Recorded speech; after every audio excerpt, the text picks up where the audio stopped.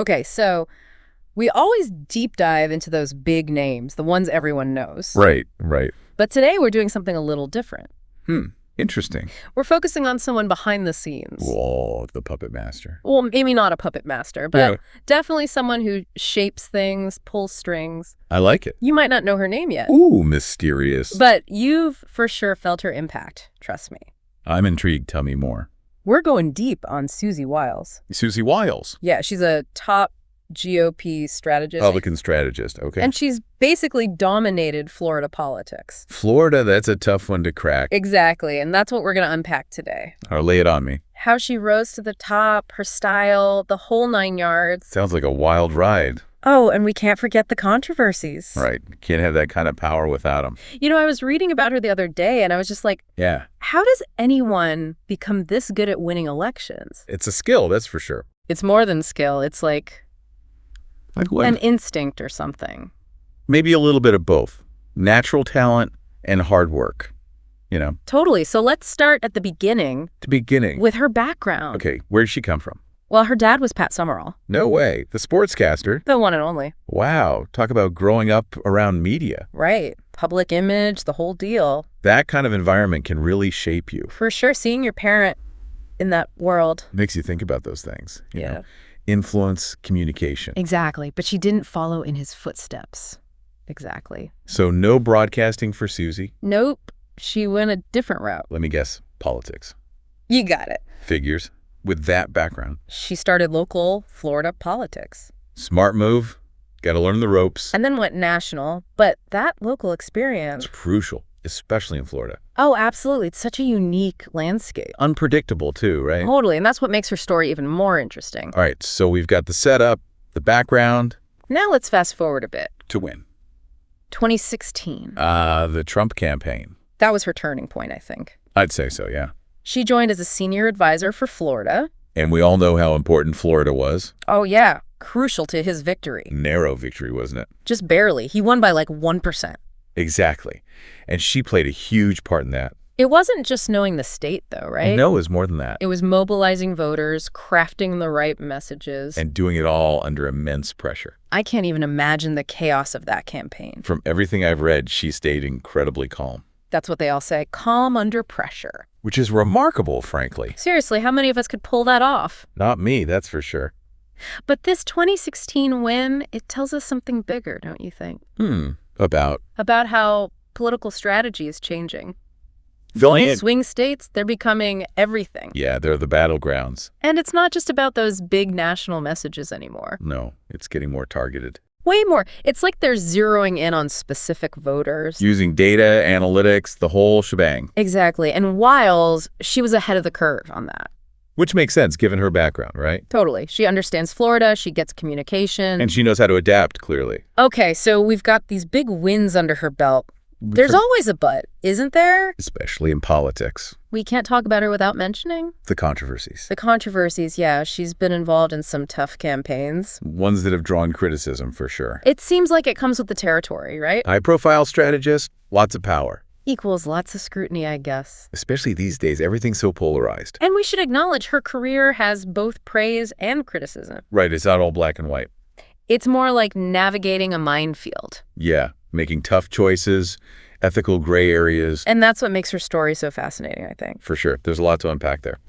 So are you ready to dive into some of those specifics? Absolutely. Let's get into it. All right. Stay with us because this is where it gets really interesting. Can't wait. You know, before we get too deep into 2016, it's worth looking at her earlier career. Okay, what was she doing? Communications, public relations, that kind of stuff. Huh. Interesting. I didn't know that. It's actually pretty good training for politics. Now that you mention it, yeah, it makes sense. Messaging, campaigns, media, it's all connected.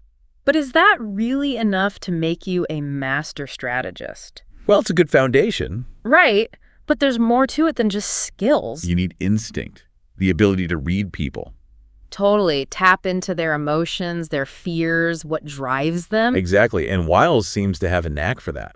Yeah, I mean, she's won a lot of elections. And she honed those skills in Florida. Florida, of course. Working on local and state-level campaigns. So she really got to know the landscape there. Inside and out, which is crucial. Because Florida is. Florida. That's its own beast, right? Totally. Complex, diverse, unpredictable. In a swing state, don't forget. The ultimate swing state. The proving ground for any strategist. Okay, so she's got this deep knowledge of Florida. She's got the communication skills. Right. And then comes 2016. That's when things really take off. It's like everything she'd learned came together. The perfect storm. She joins the Trump campaign, senior advisor. Big role, lots of responsibility. And they win Florida by a hair. Remember, 1% margin. Crazy close. But a win's a win. And that win was essential for Trump. No Florida, no presidency, basically. Exactly. But her success wasn't just about Florida. What do you mean? It was about recognizing a shift, a bigger change happening. A shift in what? In how campaigns are run, how they think about voters. Okay, I'm listening. For a long time, it was all about broad messages, appealing to everyone. Right, the big national campaigns. But the electorate was changing, becoming more fragmented. More polarized, you mean? Exactly, and Wiles saw that. So instead of trying to win over everyone, She focused on specific groups, key demographics. targeting them with tailored messages. It's like a laser focus. Instead of a shotgun blast. Exactly, much more strategic. And she wasn't just guessing, right? She used data, partnered with analytics firms, The whole micro-targeting thing. knowing exactly which voters to reach and how. It's almost like a military operation. In a way, yeah, very strategic. And incredibly effective, clearly. But this approach, it has its critics, Oh, yeah, we can't forget about that. the controversies. Let's talk about those. All right, so we've mentioned the praise and the criticism. Right, two sides of the coin. And part of that is just the nature of the beast. What do you mean? Political strategy, it's inherently ethical dilemmas.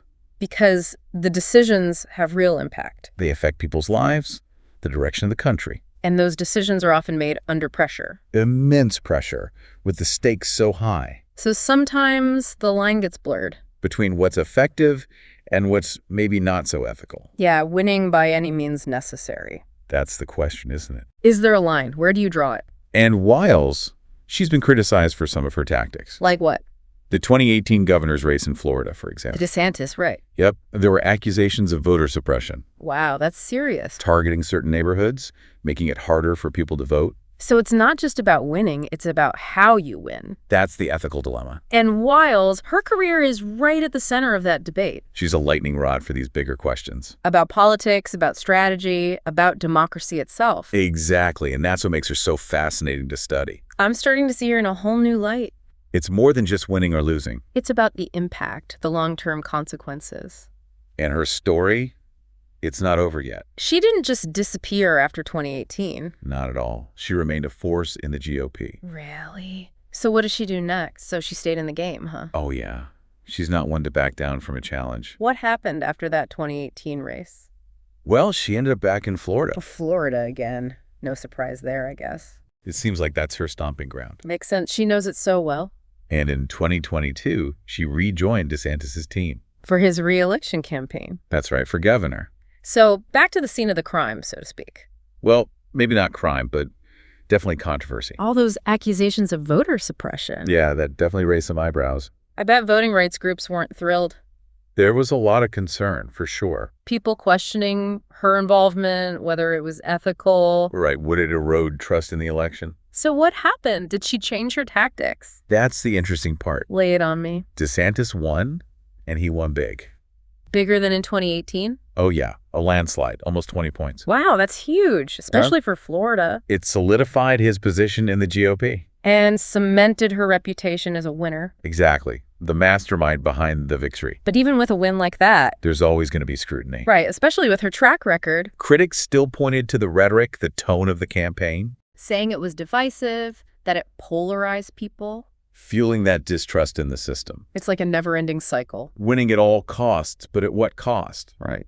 That's the question, isn't it? The ethical dilemma of political strategy. Can you be effective without compromising your values? That's something every strategist has to grapple with.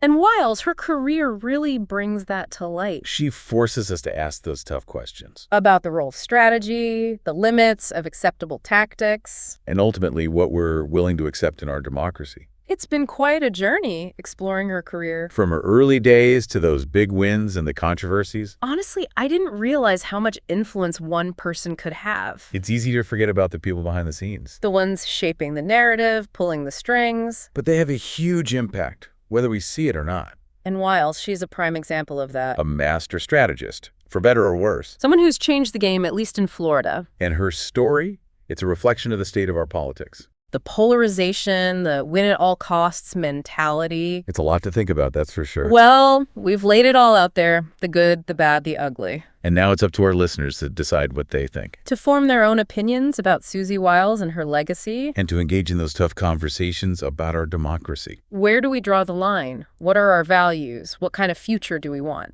Those are the questions we all need to be asking. Absolutely. So keep those conversations going. Keep thinking critically. And thanks for joining us on this deep dive into the world of Susie Wiles. We'll see you next time for another fascinating look behind the curtain.